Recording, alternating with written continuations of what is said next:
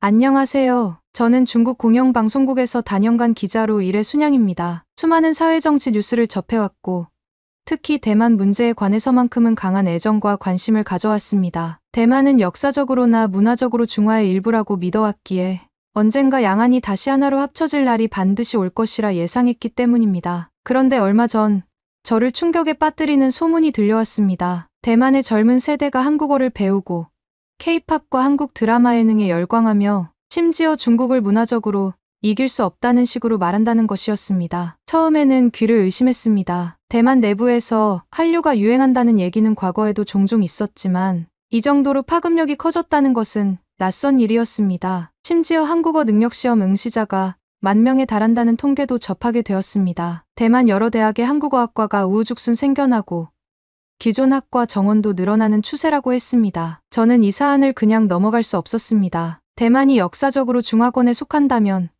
당연히 중국어와 중화 문화가 더 강조되어야 하지 않겠는가 라는 의문이 머릿속에서 떠나지 않았습니다. 그래서 결국 제가 직접 대만으로 취재를 떠나기로 결정했습니다. 사전 조사를 해보니 대만 정부나 언론에서는 이를 자연스러운 다문화 현상 정도로 치부하고 있다고 했습니다. 저는 마음속에서 불길한 예감이 들었습니다. 정말 이 정도로 대만이 한국 쪽으로 기울었단 말인가? 중화 사상을 지지해온 공영방송 기자로서 반드시 현장에서 사실을 확인해야겠다고 결심했습니다. 비행기에 몸을 싣기 전 저는 대만의 역사를 다시금 떠올렸습니다. 청나라 시절 대만은 분명히 중화제국의 일부였습니다. 1895년 시모노세키 조약으로 일본에게 빼앗겨 50년간 식민 지배를 받았지만 2차 세계대전 종전 후 다시 중국으로 돌아왔고 그 뒤 국공내전에서 패한 국민당이 대만으로 건너가면서 오늘날의 양안 분단이 시작되었습니다. 이처럼 대만은 역사의 우여곡절로 잠시 분리되어 있는 중화 영토라는 인식이 저에게는 확고했습니다. 그런데 최근 들려오는 소식들은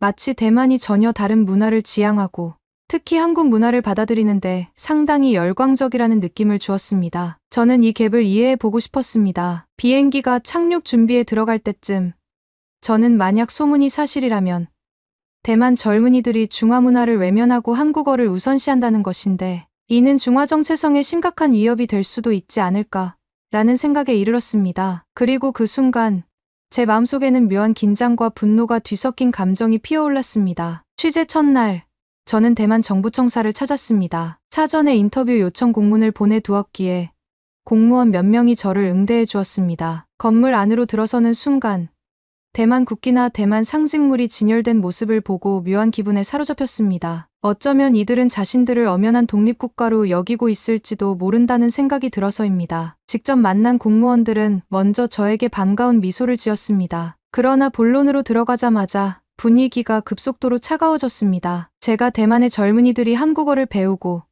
한국 문화를 지나치게 추종하는 경향이 있다는데 정부 차원에서 이를 통제해야 하지 않겠느냐고 질문한 것이 화근이었습니다. 그들은 일제히 냉소적인 태도로 저를 바라봤습니다. 한 공무원은 요즘 시대에 무언가를 막는다는 표현은 너무 옛날 방식 아니냐고 지적했습니다. 그러면서 대만은 이미 다문화 사회를 지향하고 있으며 한국이 문화산업에서 뛰어난 면을 보여주고 있다면 그것도 배워야 하지 않겠느냐고 반문했습니다. 저는 조금 당황한 채 대만은 본래 중화의 일원이고 중국어와 중화 문화를 보호하는 편이 더 중요하지 않느냐, 한국어가 확산되는 것은 중화 정체성을 훼손할 수 있다라고 다시 물었습니다. 그러자 옆에 있던 다른 공무원이 한숨을 쉬며 중국이 한국을 문화산업에서 이기지 못한다는 평가는 대만 내부에서도 많이 공유되고 있다. 왜 자꾸 시비를 거느냐라고 쏘아붙였습니다. 중국이 한국을 못 이긴다는 말을 듣는 순간 제 얼굴이 붉어졌습니다. 저는 그렇다면 대만 정부가 중화권 문화와 역사 교육을 더욱 강화해 대만이 스스로 중화 정체성을 지키도록 장려해야 하지 않느냐고 힘주어 말했습니다. 하지만 그들은 마치 구시대적 주장을 듣는 듯한 표정으로 저를 바라봤습니다. 다른 공무원 한 명이 지금의 대만 젊은이들은 글로벌 트렌드에 민감하다. K-팝,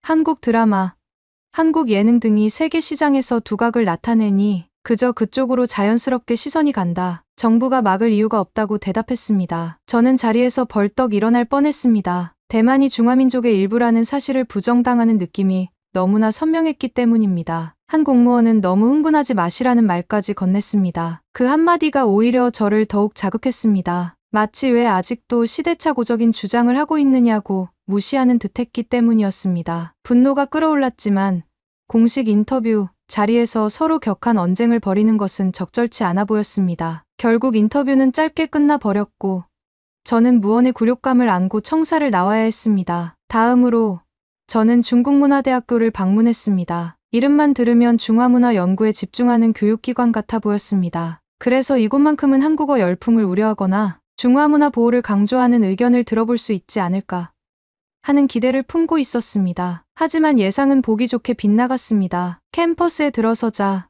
중국문화대학교라는 간판 아래에서 학생들이 삼삼오오 모여 한국 아이돌 노래를 휴대폰으로 틀어놓고 즐겁게 웃고 있었습니다. 복도를 지날 때도 K-드라마 이야기를 나누는 모습을 자주 목격했습니다. 몇몇은 자막으로 보면 재미가 반감되니 직접 한국어를 배워서 원어로 듣고 싶다고 말하기도 했습니다. 이게 대체 어찌 된 일인가 라는 생각이 절로 들었습니다. 게다가 이 학교에는 한국어 문학과가 따로 있었고 그 정원이 계속 늘어난다는 소문도 확인할 수 있었습니다. 한 학과 공지판에는 한국어 스피치 콘테스트 공고가 붙어 있었는데 상금 규모도 꽤 컸습니다. 중국 문학, 중화 철학 관련 행사 안내보다 눈에 훨씬 띄는 위치에 붙어 있었습니다. 이 교수와의 면담 중국 문화만으로는 경쟁력이 부족합니다. 학과 건물에서 한 한국어 문학과 교수를 어렵사리 만났습니다. 저를 반갑게 맞아주었지만 인터뷰 내용은 제 기대와는 정반대였습니다. 교수는 학생들이 한국 문화 콘텐츠에 워낙 관심이 많고 실제 취업에서도 한국어가 점점 유용해지고 있다고 설명했습니다. 저는 그렇다고 해서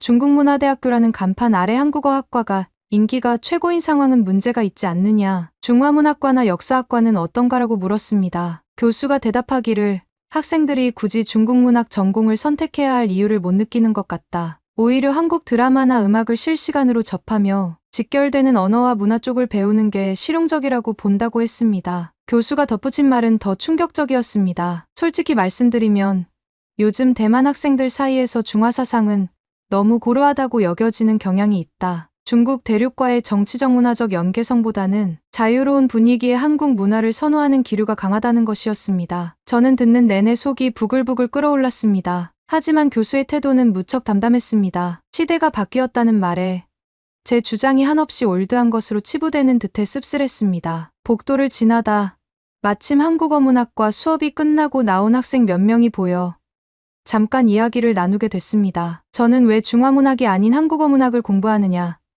대만은 어차피 중국어가 통하지 않느냐고 물었습니다. 학생들은 대수롭지 않게 웃으며 K-팝 가사를 제대로 이해하고 싶어서, 또 한국 드라마를 자막 없이 보고 싶어서라고 답했습니다. 저는 중화 사상의 중요성을 다시금 강조하려 했습니다. 대만의 뿌리는 엄연히 중화에 있고 역사적으로도라고 말하는데 한 학생이 저를 가로막았습니다. 그거야 옛날 사람이 중요하게 여기던 거 아닐까요?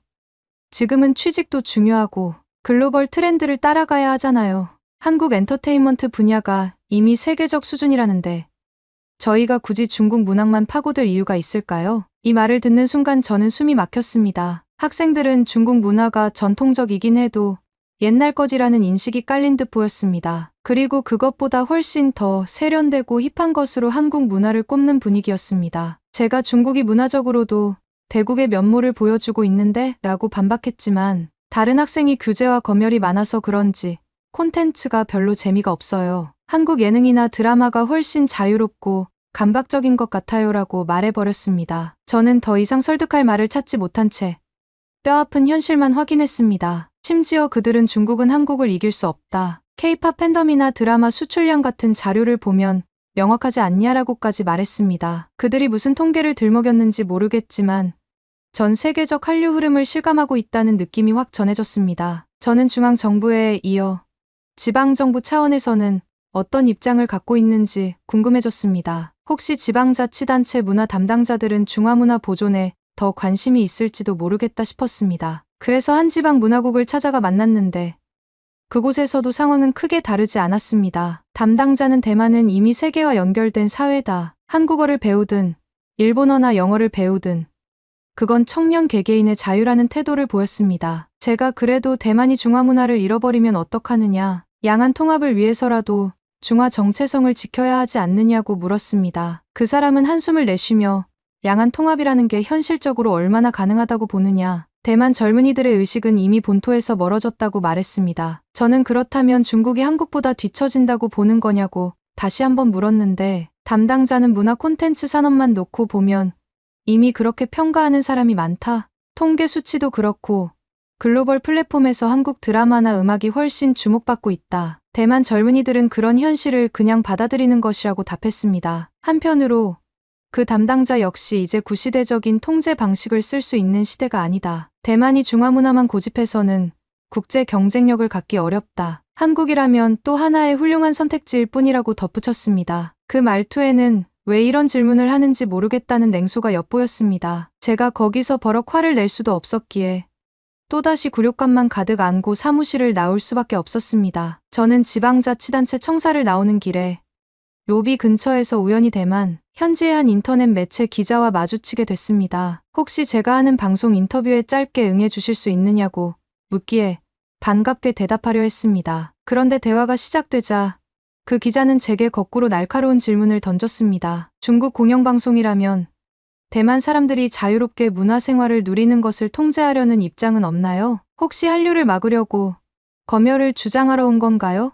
라는 식의 공격적 질문이었습니다. 저는 그런 건 아니고 대만이 중화문화의 일부임을 잊지 말자는 취지라고 설명했지만 그는 그거야말로 대만이 구시대 관념에 갇혀 살라는 소리처럼 들린다라고 받아쳤습니다. 급기야 그 기자는 솔직히 말해 대만 젊은이들은 중국보다 한국 문화를 더 좋아한다. 이는 대만의 자유로운 선택이다. 공영방송 기자라는 젠 쇼견서 들이밀며 통제해야 한다고 주장한다면 대만에서 환영받긴 어려울 것이라고 직설적으로 말했습니다. 저는 순간 말문이 막혔습니다. 결국 짧은 촬영마저도 제가 마음먹은 대로 진행되지 않고 오히려 저와 중국 공영방송을 향해 권위주의적이라는 비판만 쏟아졌습니다. 저는 한마디로 완전히 망신을 당한 기분이었습니다. 중국 공영방송 기자라는 타이틀이 여기서는 오히려 역효과를 내고 있었습니다. 대만인들 입장에서는 어차피 중국 편을 들 거 아니냐는 선입견이 있는 듯했고 그로 인해 제가 아무리 정당한 문제 제기를 해도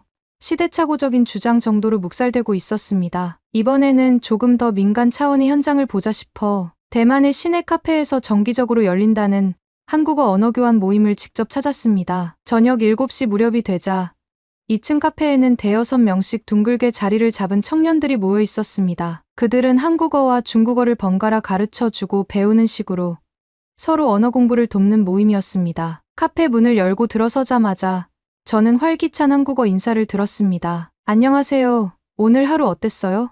라는 말이 여기저기서 나오고 있었는데 발음이 아직 어색하긴 했어도 그 열정만은 대단해 보였습니다. 그 광경을 지켜보며 대만에서 이렇게 많은 사람이 자발적으로 한국어를 배우고 즐기는구나라는 사실을 다시금 실감했습니다. 물론 일본어나 영어 등 다른 언어 교환 모임도 존재하겠지만 유독 한국어가 화제의 중심이라는 점이 흥미로웠습니다. 저는 참여자 몇 명에게 가볍게 말을 걸었습니다. 왜 중국어가 아니라 한국어를 열심히 공부하느냐고 물어봤습니다. 그러자 그들은 너무도 간단명료하게 중국어는 이미 우리 모국어이니 새로 배울 필요가 없고 한국어는 재미있으니까요 라고 대답했습니다. 또 다른 이들은 중국보다는 한국 쪽에서 만들어지는 음악, 드라마, 게임이 더 재미있다고 느낀다. 그래서 한국어를 알아야 100% 즐길 수 있다라고 말했습니다. 어떤 이는 요즘 세계적으로 케이팝이 더 인기다 보니 대만에서 아이돌 관련 굿즈를 팔거나 한류 관련 일을 할 기회가 많아졌다. 취업에도 이 점이 있다라고 이유를 댔습니다. 저는 잠시 할 말을 잃었습니다. 중국 대륙이 더 큰 시장이고 더 많은 자본을 가지고 있는 데다가 문화산업에도 엄청난 예산을 투입하고 있지 않느냐고 물었지만 그들은 별 감흥이 없어 보였습니다. 한 사람이 아무리 자본이 많아도 창작의 자유가 뒷받침되지 않으면 재미없는 작품이 나오는 것 아니냐. 한국 드라마나 예능은 훨씬 스토리텔링이 짜임새 있고 표현도 자유로운 느낌이다라고 말해 저는 더더욱 곤혹스러웠습니다. 이 모임에 참여한 대만 청년 중 한 명은 제게 노골적으로 중국은 검열이 심하고 세계적으로 인정받는 엔터테인먼트가 부족하다. 반면 한국은 BTS나 블랙핑크 같은 아이돌이 빌보드에서 1위를 차지하며 전 세계를 흔들고 있지 않느냐고 말했습니다. 저는 중국도 인구가 많고 언젠가 더 큰 문화 강국으로 부상할 수 있다. 벌써 경제력이 세계 2위 아닌가라고 반박했습니다. 그러나 그는 그건 경제 규모고 문화적으로는 아직 갈 길이 멀다. 대만에서 체감하기엔 한국이 훨씬 앞서 있다. 많은 대만 젊은이가 한국으로 유학을 가고 싶어하고 한국 기업 취업도 희망한다고 덧붙였습니다. 이 말을 들으니 제가 정부청사나 지방자치단체에서 들었던 이야기와 완벽히 일치했습니다. 대만 사회 전반에 한국이 문화적으로 앞선다는 인식이 자리 잡고 있고 그 결과 한국어 열풍이 자연스럽게 일어나는 상황이라는 것이었습니다. 저는 그 장소에서 완전히 이방인이 된 기분이었습니다. 심지어 대화 중 누군가가 기자님은 중국 공영방송에서 오신 거라면서요? 그러면 혹시 한류를 규제하거나 중화 사상만 강조해야 한다고 주장하시려는 건 아니신가요? 막 농담 반, 진담 반으로 물었습니다. 저는 당황하며 그냥 현지 상황을 취재하러 왔을 뿐이라고 했지만 그들은 중국 공영방송 기자쯤은 한류의 가치를 이해하지 못한다는 편견을 깔고 대하는 듯했습니다. 한국을 못 이기는 현실을 왜 부정하려고 하느냐고 한 젊은이가 쏘아붙이기도 했습니다. 저는 그 순간 정말 이곳에서 제가 말 한마디 붙이는 것도 쉽지 않구나 하는 실감이 났습니다. 수십 명이 모여있는 카페 공간 안에서 제가 비현실적인 주장을 펴는 사람처럼 보였기 때문입니다. 오기가 생긴 저는 마지막 날에라도 길거리 인터뷰를 시도해 보고자 했습니다. 대만의 한 대학교 근처에서 카메라를 들고 지나가는 학생 몇 명에게 다가가 대만은 원래 중화의 일부 아닙니까? 그런데 왜 이렇게 한국어가 인기인 걸까요? 라고 물었습니다. 어떤 학생은 중화의 일부였는지 모르겠지만 지금 우리에게 중요한 것은 현재와 미래다. 한국의 문화 콘텐츠가 세계적으로 인기를 끌고 있으면 우리도 거기에 편승하는 게 당연하지 않느냐고 답했습니다. 또 다른 학생은 한국 드라마, K-팝, 게임 등은 대만에서도 흥행이 잘 된다. 중국 콘텐츠는 규제가 많아 신선함이 부족한 느낌이라고 말했습니다. 제가 다시 한번 그래도 대만은 한족이 다수를 이루고 있고 중국어를 공용어로 사용하고 있으니 중화 사상을 지키는 게 중요하지 않느냐고 목소리를 높였지만 학생들은 그건 옛날 어른들 생각. 우리는 이미 한국, 일본, 서양 문화도 골고루 즐기는 글로벌 세대다라는 반응이었습니다. 심지어 중화 사상 같은 건 더 이상 매력 없다. 중국과 하나가 되겠다는 이야기도 현실성이 없지 않냐는 말까지 들었습니다. 인터뷰 중에 이 광경을 지켜보던 주변의 다른 학생들이 스마트폰으로 실시간 SNS 라이브 방송을 켰습니다. 한 학생이 여러분, 여기 중국 공영방송 기자님이 대만에서 한류를 비판하고 중화 사상을 강조하려고 한다네요.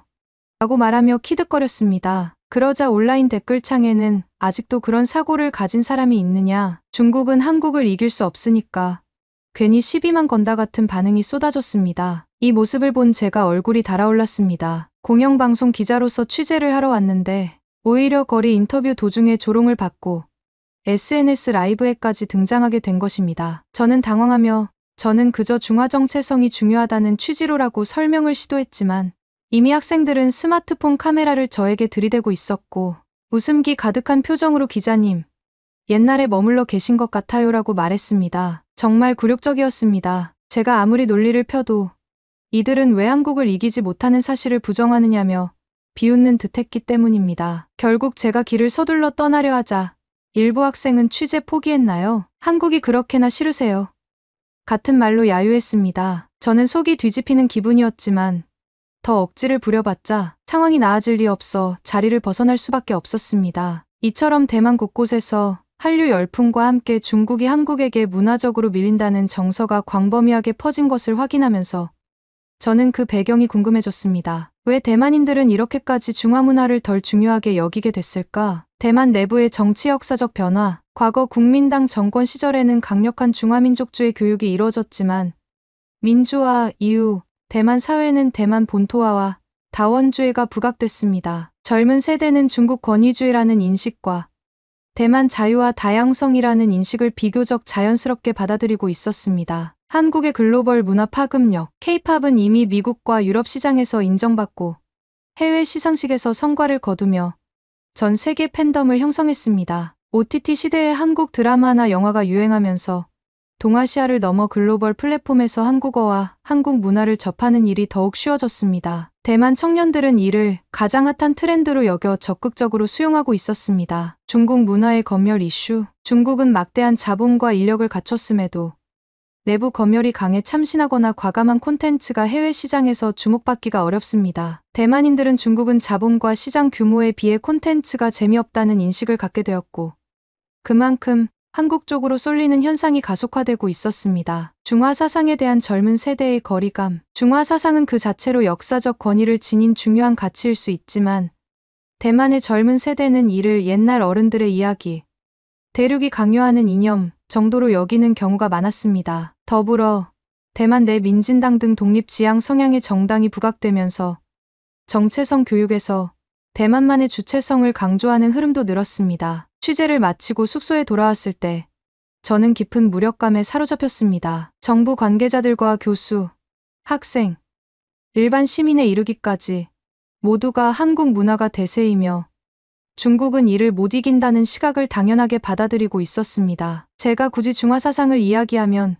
돌아오는 대답은 너무 옛날 사고방식이라는 비아냥이었습니다. 하지만 그렇다고 제가 여기서 포기할 수는 없었습니다. 대만이 분명 중화의 일부라는 점은 역사적 사실이며 언젠가 양안 통합을 이루어야 한다는 믿음을 버릴 수 없었기 때문입니다. 저는 공영방송 기자로서 이 문제를 좀 더 체계적으로 짚어야겠다는 생각이 들었습니다. 그래서 다음과 같은 방안을 제시하기로 결심했습니다. 대만 내 한국어학과 증설 제한. 대만 대학들이 한국어학과를 과도하게 늘리거나 한국어 관련 전공을 무분별하게 확대하지 못하도록 제도적 규제가 필요하다고 봅니다. 대신 중국문학 중화 사상역사 등 중화문화 중심 학과의 경쟁력을 끌어올리고 학생들을 유인할 만한 재정 정책적 지원이 있어야 합니다. 한국어 능력시험 장려 정책 보류. 대만 정부가 만약 한국어 능력시험을 장려하거나 지원한다면 당분간 이를 보류해야 합니다. 관련 예산을 중화 역사문화 교육이나 교류 프로그램으로 전환해 대만 젊은이들이 모국어와 중화유산에 더 많은 관심을 가지도록 유도해야 합니다. 청년층 대상 중화 정체성 교육 강화.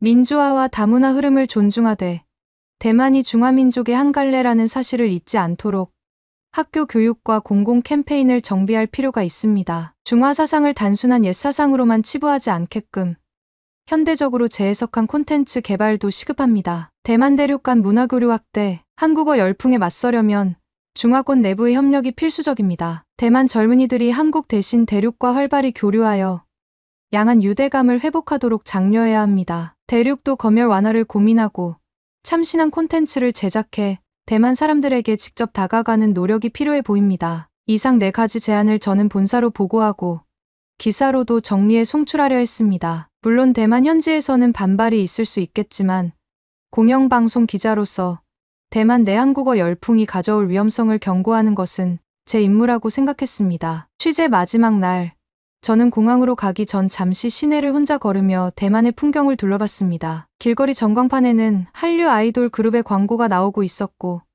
어떤 서점에서는 한국어 학습 교재 코너가 붐비고 있었습니다. 카페에서도 K-팝 노래가 흘러나왔습니다. 며칠간 머무르면서 수차례 굴욕적인 상황을 겪었습니다. 공무원, 교수, 학생, 일반 시민에 이르기까지 너무나 많은 사람들이 중국은 한국을 이길 수 없다거나 중화 사상은 옛날 것이라고 말했습니다. 제가 기자 신분을 밝혀도 돌아오는 것은 냉소와 조롱이 대부분이었습니다. 심지어 길거리 인터뷰에서는 SNS 라이브로 저를 비웃는 상황까지 벌어졌습니다. 그럼에도 불구하고 저는 이 굴욕이 헛되지 않으리라고 믿습니다. 대만은 결국 중화의 일부라는 확신은 더욱 굳어졌고 동시에 현재 대만 사회가 얼마나 한국 문화에 쏠려 있는지도 명확히 체감했습니다. 저는 이 경험을 동력 삼아 중국 공영방송 기자로서 앞으로도 대만의 한류 편향 실태를 알리고 중화 정체성을 수호하는 보도를 이어갈 것입니다. 귀국 비행기에 몸을 실었을 때 창밖에는 붉은 석양이 내려앉고 있었습니다. 저는 창문에 비친 제 얼굴을 보며 속으로 다짐했습니다. 언젠가 대만 젊은이들이 다시금 자기 뿌리를 찾아 중화 문화의 자부심을 느끼도록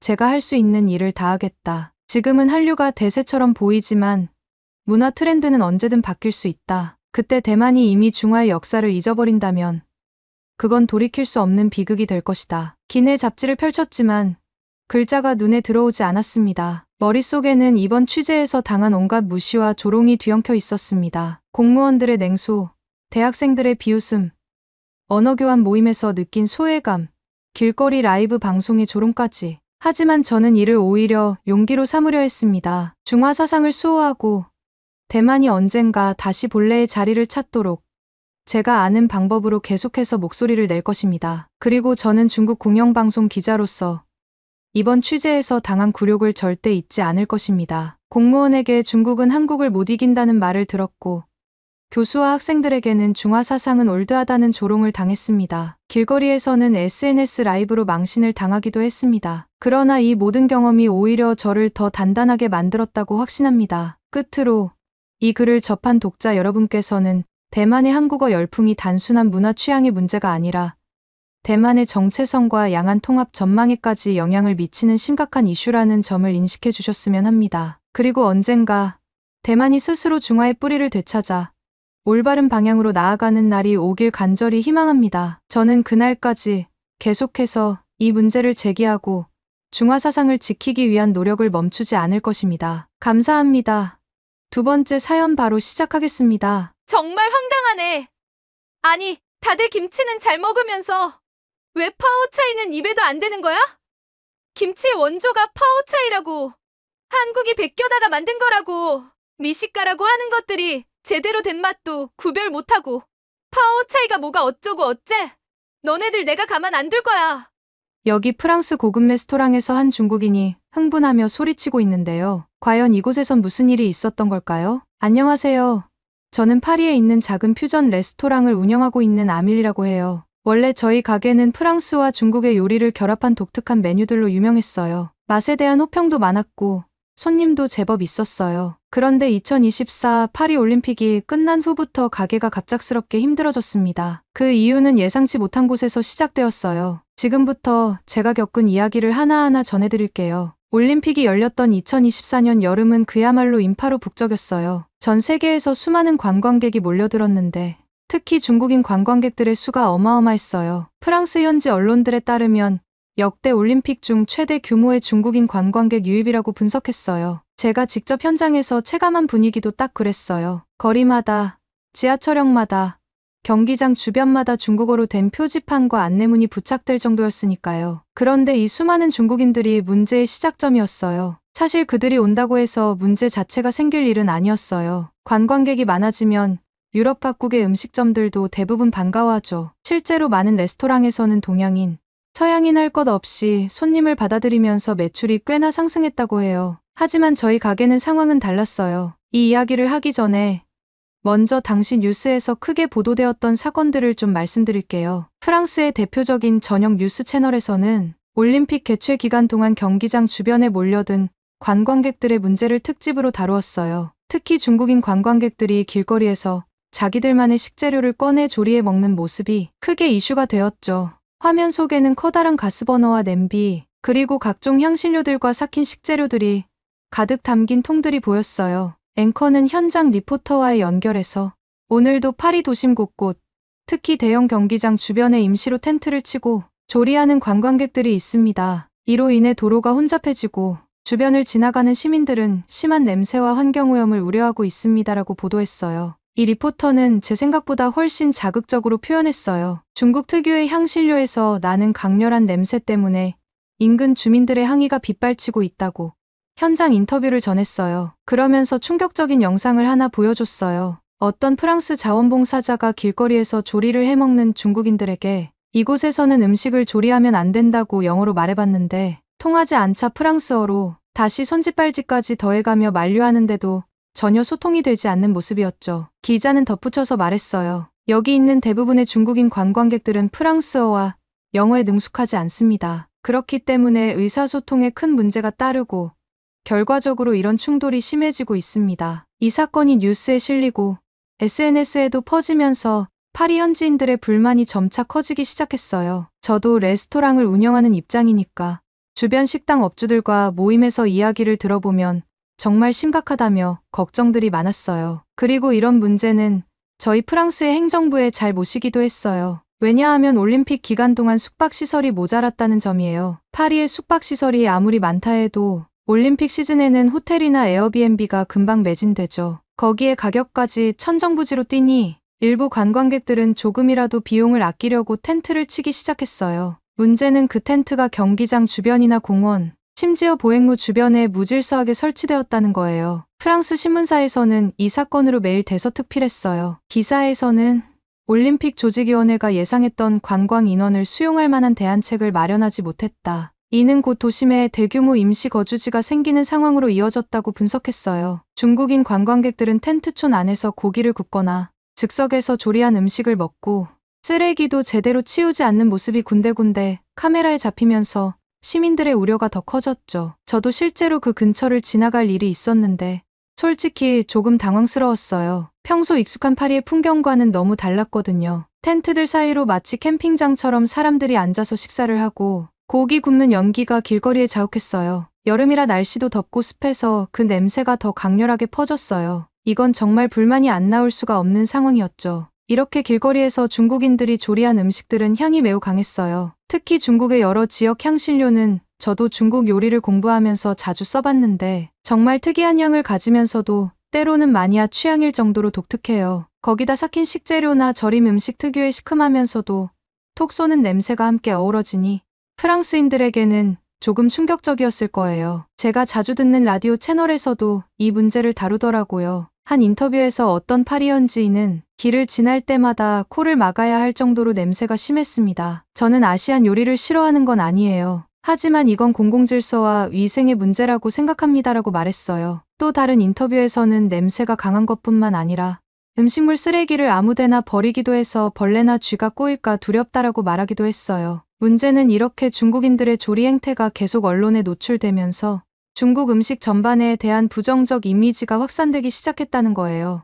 원래 파리에 있는 중국 레스토랑들은 프랑스 현지인들에게 꽤 사랑받고 있었는데 올림픽 기간을 기점으로 손님이 줄었다는 이야기가 곳곳에서 흘러나오기 시작했어요. 프랑스인들은 중국 음식은 냄새가 너무 심해서 싫다라고 말하기도 했어요. 저희 가게도 예외가 아니었어요. 저희는 기본적으로 프랑스 음식에 중국풍 소스나 향신료를 살짝 섞는 퓨전 레스토랑이에요. 에스카르고라는 달팽이 요리에 매콤한 사천식 마라 소스를 더한다든지 아니면 프랑스식 스테이크 소스에 두반장을 가미해서 색다른 풍미를 내는 식이었어요. 원래는 이를 신선하고 독특하게 여겨주는 손님들이 많았어요. 그런데 올림픽 이후로 손님들의 반응이 확 바뀌었어요. 프랑스 현지인들도 다른 유럽 관광객들도 갑자기 중국 음식 냄새가 별로라며 예약을 취소하거나 방문을 망설이는 경우가 부쩍 늘었어요. 저희 나름대로 최대한 향신료 사용을 절제하고 메뉴판에도 너무 강한 향은 자제하고 있다고 적어두었어요. 그래도 분위기가 돌아서 버리니 힘들었어요. 매출이 눈에 띄게 줄기 시작하자 저는 심각하게 고민했어요. 이대로는 안 되겠다. 차라리 중국 음식을 빼고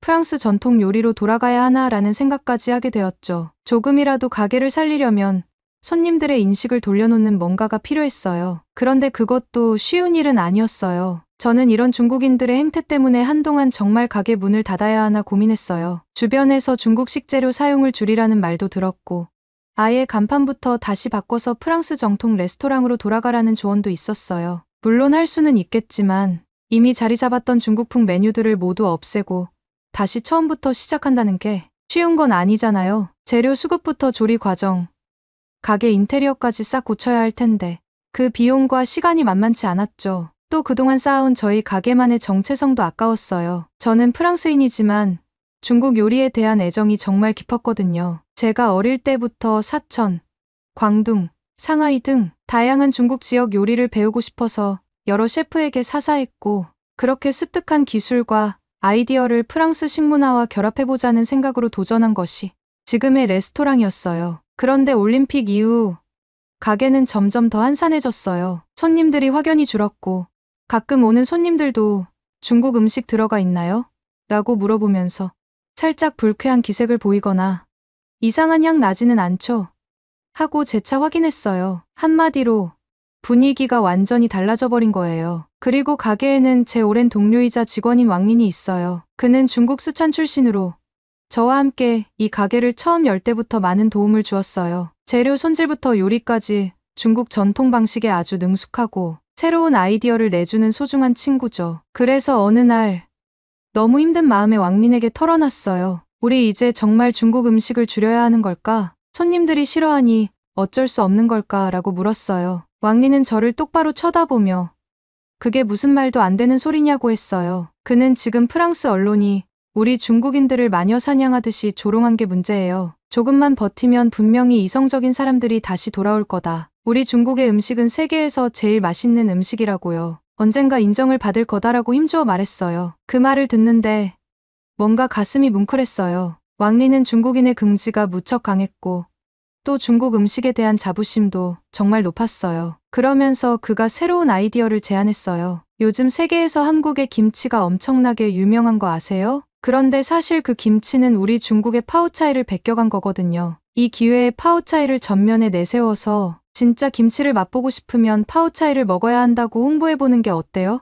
라고 말했어요. 사실 저도 요즘 한국 음식이 유럽에서 큰 인기를 얻고 있다는 걸 잘 알고 있었어요. 파리에 있는 한식당들, 특히 김치를 파는 곳들이 줄줄이 대박을 치고 있다는 얘기도 주변에서 들었어요. 특히 프랑스 MZ세대를 중심으로 한류 열풍이 불면서 김치도 건강식이자 트렌디한 음식으로 자리 잡았다고 해요. 그런데 왕리는 원조는 사실 중국의 파오차이라면서 한국 김치는 사실 짝퉁이라는 주장을 펼쳤어요. 이 이야기는 중국 인터넷상에서도 자주 나오고 한중 사이에서 때때로 외교 문제처럼까지 번졌던 걸로 저도 들은 적이 있어요. 하지만 저는 깊이 생각해 본 적은 없었어요. 김치와 파오차이는 분명히 다른 음식이라고 알고 있었는데 왕리는 중국이 원조다라고 주장했고 마케팅적으로 쓸 가치가 있다고 했어요. 처음에는 조금 황당했지만 한편으로는 이게 사업적으로 도움이 될 수도 있겠다는 생각이 들었어요. 혹시 사람들이 진짜 김치라고 부를 만한 파오차이에 관심을 가질지도 모른다. 이미 김치 자체가 핫하니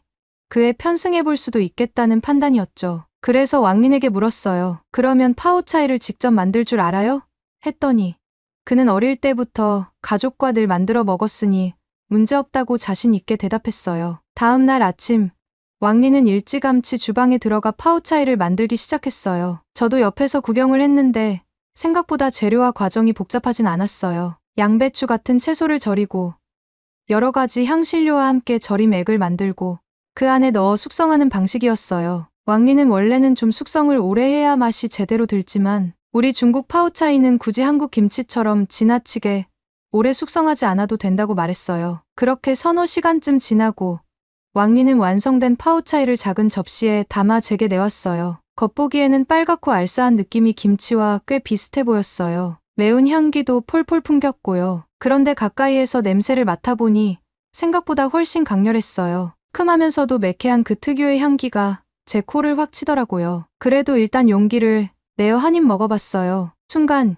입안에 퍼지는 그 독특한 맛과 향이 너무 낯설고 강했어요. 저는 이미 중국 요리를 오래 접해왔는데도 이건 좀 쉽지 않았어요. 그러다 그만 무심코 우웩하며 구역질을 해버렸어요. 왕리는 그 소리를 듣고 저를 째려봤어요. 괜히 미안해져서 어제 와인을 많이 마셔서 속이 좀 안 좋아서 그래. 처음이라 낯설어서 그런 것 같아라고 얼버무렸어요. 왕리는 고개를 끄덕이며 무표정한 얼굴로 곧 익숙해질 거예요라고 대답했어요. 잠시 후 왕리는 완성된 파오차이를 쟁반에 가득 담아 홀로 가져왔어요. 그리고는 저를 보며 이제 곧 점심 장사를 시작해야 하니 각 테이블에 곁들인 반찬처럼 놓아두겠다고 했어요. 사실 저는 내심 걱정이 됐어요. 정말 이걸 손님들이 좋아할까? 괜히 새로운 편견만 더 심어주는 건 아닐까?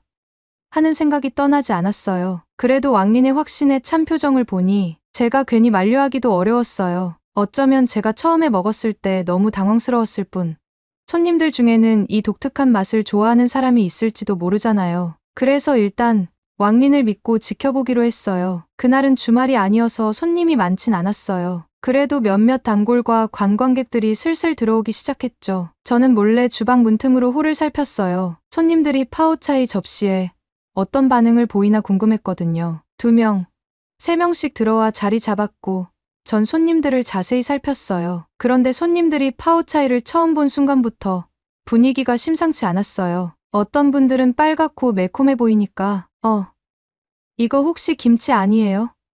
한국 음식 아닌가요? 라고 물었어요. 제가 이건 중국 전통 절임 채소 파오차이랍니다. 김치가 이 음식을 따라한 거예요. 라고 설명했어요. 그러자 반신반의하면서 한 입 맛보는 거예요. 그런데 그 다음 순간 손님들의 표정이 정말 순식간에 굳어졌어요. 누군가는 코를 확 막고는 아우, 이거 상한 음식 아니에요?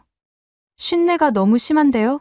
라고 크게 외쳤어요. 제가 놀라서 달려갔더니 이미 테이블 주변 손님들 모두가 도대체 언제 만든 거냐, 식감이 너무 물컹거리고 시큼한 냄새가 온 테이블을 뒤덮는다며 난리가 난 거예요. 점점 더 많은 손님들이 저 이거 못 먹겠어요.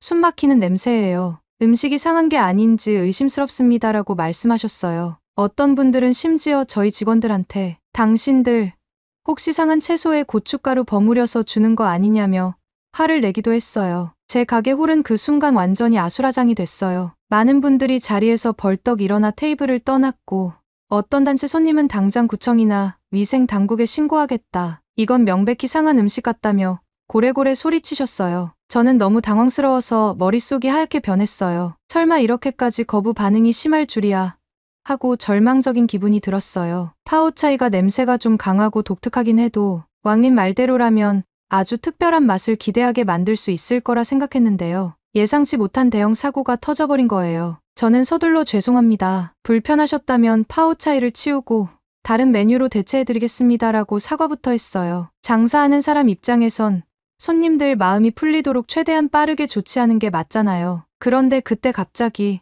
우리 주방에서 요리를 담당하는 왕린이 뛰쳐나오더니 손님들한테 고래고래 소리를 지르기 시작했어요. 당신들 미쳤어요? 왜 이렇게 예의가 없어요? 이게 상한 음식이라니 말이 됩니까? 이건 중국에서 오래전부터 내려오는 정통 음식이에요. 하고 흥분하면서 손님들을 노려보는 거예요. 손님들이 역으로 뭐라고요? 우리가 언제 예의가 없었다는 겁니까? 이건 아무리 봐도 냄새가 너무 고약하잖아요. 못 먹겠습니다라고 맞섰어요. 그러자 왕리는 한술 더 떠서 김치는 잘들 먹으면서 왜 김치의 원조인 파오차이는 맛없다고 하는 거예요? 당신들이 아무것도 모르고 짝퉁 음식에만 익숙해져 있어서 그렇지. 이게 진짜 제대로 된 맛이란 말이에요. 라고 소리쳤어요. 홀은 더 시끄러워졌어요. 손님들은 무슨 무례한 주방장이 다 있냐.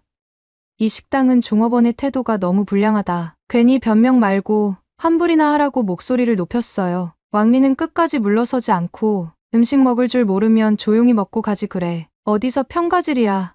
라고 막말을 퍼부었어요. 결국 손님들은 우리가 미친 게 아니라 당신이 제정신이 아니구만. 이딴 음식을 내놓고 적반하장으로 우리를 탓하냐며 소동을 벌이더니 몇 분은 스마트폰으로 뭔가를 찍고 신고 전화까지 하는 듯 보였어요. 고성이 오가던 손님들은 결국 상한 음식을 팔고 주방장은 손님에게 욕이나 하고 이 식당 당장 문 닫게 해야겠다라고 하며 가게를 박차고 나갔어요. 어떤 분은 계산도 안 하고 이딴 음식을 왜 돈 주고 먹느냐며 뛰쳐나갔고요. 저는 혼비백산해서 그 뒤를 쫓아가 죄송하다며 진정을 시도했지만 이미 돌아선 마음을 돌릴 수가 없었어요. 문제는 그 손님들만 나간 게 아니라 주변 다른 테이블들도 그 상황을 지켜보다가 분위기에 휩쓸려서 다 일어서기 시작했다는 거예요. 어떤 분은 조용히 계산만 하고 나갔지만 몇몇은 더 이상 음식을 먹지 않고 그대로 나가버렸어요. 홀 안은 텅텅 비어버렸고 저는 너무나도 참담했어요. 홀 안이 순식간에 조용해지자 저는 화가 머리끝까지 치밀었어요. 손님들에게 사과하고 원만히 해결해도 모자랄 판에 왕린은 왜 거기서 손님들과 싸우고 난리를 쳤는지 이해할 수 없었어요. 저는 왕린을 돌아보며 도대체 왜 이러는 거예요? 이게 누구 식당인지 알아요? 사장은 나잖아. 손님이 맛이 없다고 하면 없는 거지. 왜 그렇게 발끈해? 그리고 무슨 중국 음식이 그렇게 대단해서 손님들한테 막말을 해요? 뉴스에서 봤던 진상 관광객 얘기. 괜히 괴담이 아니었네. 오늘 보니까 정말이지. 당신 태도가 너무 과해요 라고 소리쳤어요. 왕린의 얼굴이 분노로 달아올라 있었어요. 그는 사장님도 편견만 가득하네요. 손님이 왕이라는 말이 있지만 음식에 대한 최소한의 존중은 있어야 하지 않습니까? 이건 상한 음식이 아니란 말이에요. 너무나 당당하게 파오차이를 모욕하니 제가 참을 수 없었던 거죠. 파오차이가 짝퉁 김치로 무시받을 음식이 아니에요. 파오차이가 무시받는 건 곧 우리 중국이 무시당하겁니다. 라고 맞받아쳤어요. 그래서 제가 더 목소리를 높였어요. 그러면 당신 혼자 식당 열어서 팔든가요? 이건 내 가게라고요. 손님들이 맛없다고 항의하면 미안하다고 사과하고 그 다음 대책을 세우는 게 순서잖아요. 당신이 사장이야? 왜 나서서 엉망으로 만들어? 라고 했어요. 순간 제 입에서 중국인을 싸잡아 비난하는 비아냥도 나왔어요. 어휴. 하여튼 요즘 중국인들 소리 크고 악만 높다고 하더니 뉴스에서 본 그대로네. 왕린, 당신 보니까 왜 그렇게 과격하게 구는지 알 것 같네. 라며 소리쳤어요. 왕린은 제 말에 완전히 선이 넘어갔다고 느꼈는지 눈을 부릅뜨고는 주방으로 뛰어들어갔어요. 저는 뒤따라가면서 지금 어디가? 무슨 짓을 하려는 거야? 라고 소리쳤어요. 그러자 왕린은 커다란 파우차이 통을 들고 나와 가게 출입문 근처 유리창 쪽으로 다가가더니 지금 떠올려도 끔찍해요. 그는 거대한 파오차이 통을 가게 유리창에 그대로 철퍼덕하고 뿌려버렸어요. 마치 저한테 복수라도 하듯이 통 안에 있던 빨간 양념 국물이며 채소 덩어리가 와장창 튀면서 가게 문과 바닥, 인도까지 온통 뒤덮었어요. 당연히 악취가 순식간에 퍼졌어요. 그 파오차이 특유의 시큼하고 쿰쿰한 냄새가 공기 중에 진동했어요. 저는 믿을 수 없다는 듯 그 광경을 바라보며 비명을 질렀어요. 이게 지금 무슨 짓이야?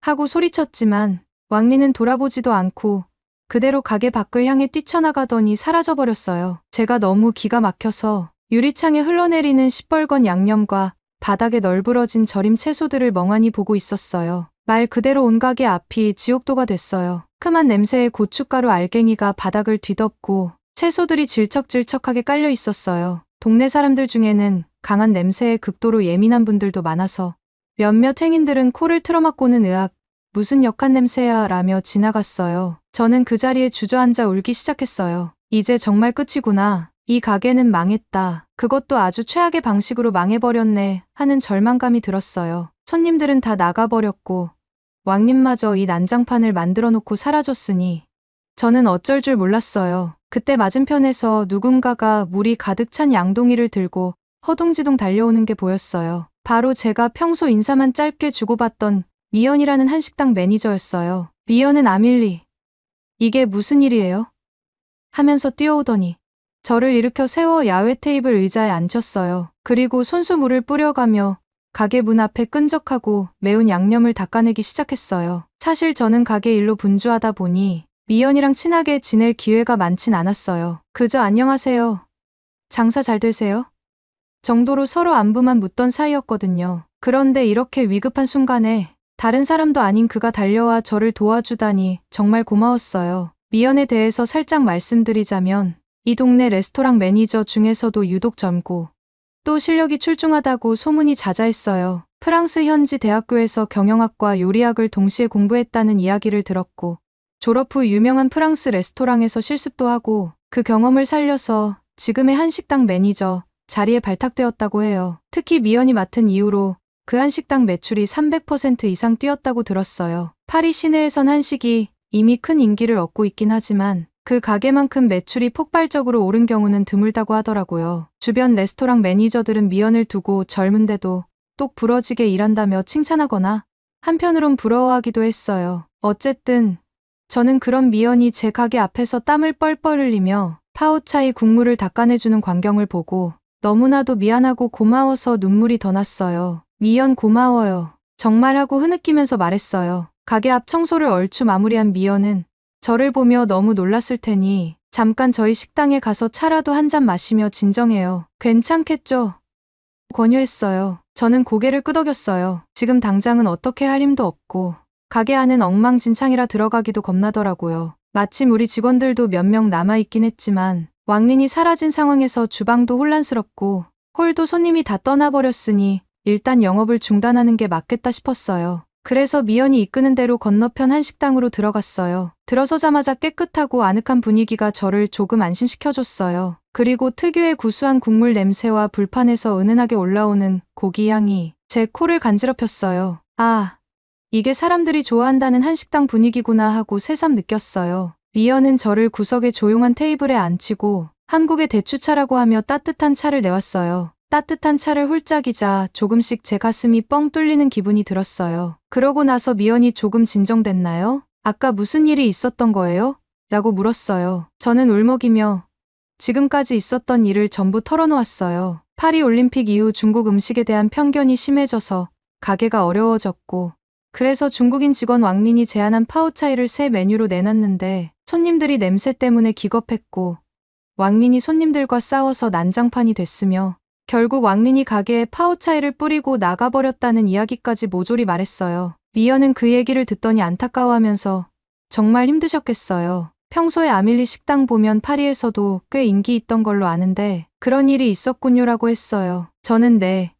이제는 정말 더 이상 못 버티겠어요. 가게 이미지도 완전히 나락으로 떨어진 것 같고 매출도 바닥이에요. 아무래도 폐업해야 할 것 같아요라고 답했어요. 그 순간 미연은 갑자기 단호한 목소리로 아밀리, 이 좋은 입지와 가게를 그냥 포기하기엔 너무 아깝지 않나요? 만약 괜찮으시다면 저희 한식당 체인으로 새로 오픈해보시는 건 어때요? 지금 운영하던 메뉴도 괜찮은 것들이 있으면 살려보시고 필요하다면 제가 가지고 있는 한식 노하우를 더하셔도 좋아요. 제가 직접 관리와 홍보에도 도움을 드릴 수 있어요. 당시에 저는 솔직히 갈팡질팡했어요. 중국 프랑스 퓨전이라는 정체성을 버리고 한식 체인을 연다는 게 과연 가능할까? 하지만 가게를 살리려면 뭔가 획기적인 방법을 시도해야 한다는 절박함이 컸기에 미연의 말에 귀가 솔깃해졌어요. 미연은 차근차근 이야기를 시작했어요. 왜 파오차이가 프랑스인들에게만 아니라 세계적으로도 호불호가 심하게 갈릴 수밖에 없는지 차근차근 설명해 주셨어요. 파오차이 특유의 발효 냄새와 강렬한 시큼함이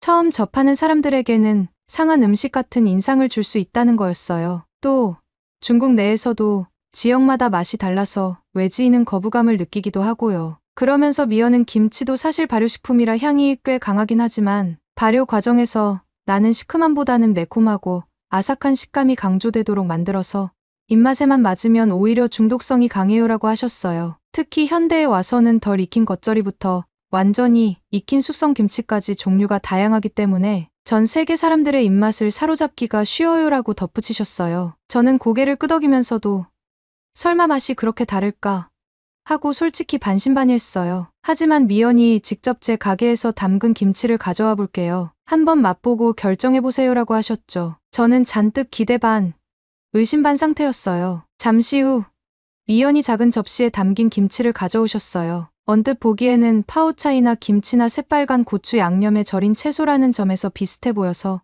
그냥 매운 배추절임 정도로만 생각했어요. 그런데 가까이서 냄새를 맡아보니 파오차이 때 느꼈던 그 콱 쏘는 시큼한 쉰내와는 전혀 달랐어요. 향긋하면서도 매콤하고 살짝 감칠맛 나는 향이 느껴졌어요. 저는 긴장된 마음으로 한 입 먹어봤어요. 그런데 입에 넣는 순간 깜짝 놀랐어요. 이게 어떻게 시큼하다고 표현될 수 있지 싶을 정도로 상큼하고 배추 식감이 아삭아삭 살아있었어요. 아주 살짝 숙성된 풍미가 입안을 감돌면서도 마늘, 고춧가루, 양파 등 여러 재료가 조화를 이룬 느낌이었어요. 우와, 이건 전혀 예상하지 못했는데요. 파오차이랑은 아예 다른 음식이네요. 신선하고 뭔가 달콤한 맛도 살짝 있어요. 저도 모르게 흥분된 목소리로 말했어요. 그제야 이해가 갔어요. 아, 이러니까 사람들이 김치 하는구나. 특히 서양인들은 아삭한 식감을 좋아하고 고추의 매운맛도 어느 정도 즐기니까 이렇게 적절하게 숙성된 김치를 선호할 수밖에 없겠다 싶었어요. 김치를 맛본 뒤 제 머릿속에는 내가 괜히 파오차이만 고집하며 손님들을 붙잡으려 했구나 하는 후회가 밀려들었어요. 그러면서 동시에 한식이라는 새로운 길이 보이기 시작했어요. 이미 파리에서는 한식당들이 빠르게 성장하고 있었고 미연이 말한 대로라면 제가 가진 프랑스 요리 노하우와 잘 결합하면 더 독특하고 매력적인 퓨전이 가능하겠다는 생각이 들었어요. 그래서 저는 바로 미연에게 결심했어요. 우리 가게 한식 체인점으로 다시 오픈할래요. 메뉴 구성이며 인테리어며 당신에게 전부 도움을 받고 싶어요. 라고 말했어요. 미연은 기다렸다는 듯이 환하게 웃으며 정말 잘 생각하셨어요. 그럼 오늘부터 바로 준비에 들어가시죠. 라고 답해주셨어요. 그 순간 마치 폐업의 문턱에 서 있던 제게 새 출발할 수 있는 길이 활짝 열린 듯한 기분이 들었어요. 물론 다시 시작한다는 건 보통 일이 아니었어요. 기존 인테리어와 메뉴판을 거의 전부 바꿔야 했거든요. 미연은 지금 쓰는 가구 중에 몇 개만 살리고 나머지는 한식당 체인 콘셉트에 맞춰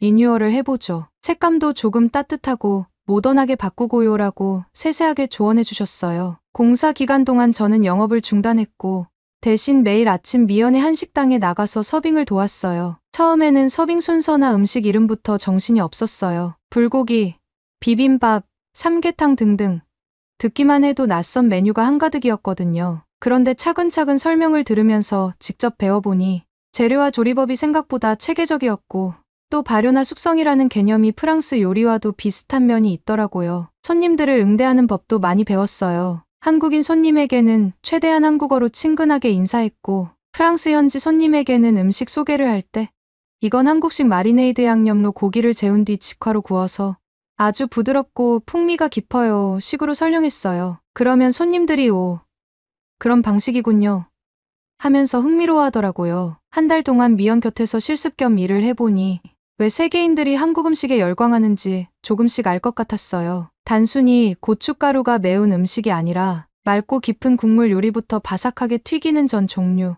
밥 위에 각종 채소고기 양념장을 얹는 비빔밥 등까지 무궁무진했거든요. 특히 전 김치찌개라는 음식을 처음 맛보고 큰 충격을 받았어요. 김치가 국물에 녹아들면서 시원하고 칼칼한 맛을 내는데 돼지고기와 함께 끓이면 감칠맛이 폭발적이었어요. 파리지행 손님들도 이 메뉴를 종종 찾았는데 다들 이건 마치 고르곤졸라 치즈처럼 처음엔 낯설지만 한 번 빠지면 헤어나오기 힘든 매력이 있다고 말했어요. 저는 한국 음식은 단지 매운맛만 추구하는 게 아니라 발효와 숙성을 통해 만든 다양한 맛의 층이 있구나 하며 감탄하게 됐어요. 그러면서 이번에 새로 오픈할 내 가게에서도 이런 핵심을 잘 살려야겠다고 다짐했어요. 공사가 어느 정도 마무리될 무렵 저는 미연에게 진심 어린 감사 인사를 전했어요. 미연 정말 고마워요. 사실 제가 한 달 전만 해도 가게 접을 생각밖에 없었는데 이렇게 새롭게 한식 체인점으로 출발할 용기를 얻었어요. 김치를 처음 맛보고 놀랐던 순간도 잊을 수 없고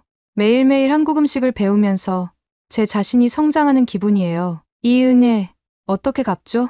그러자 미연은 환하게 웃으면서 아밀리, 이 체인점이 잘 되면 그게 곧 제게도 큰 기쁨이죠. 같이 윈윈하는 거잖아요.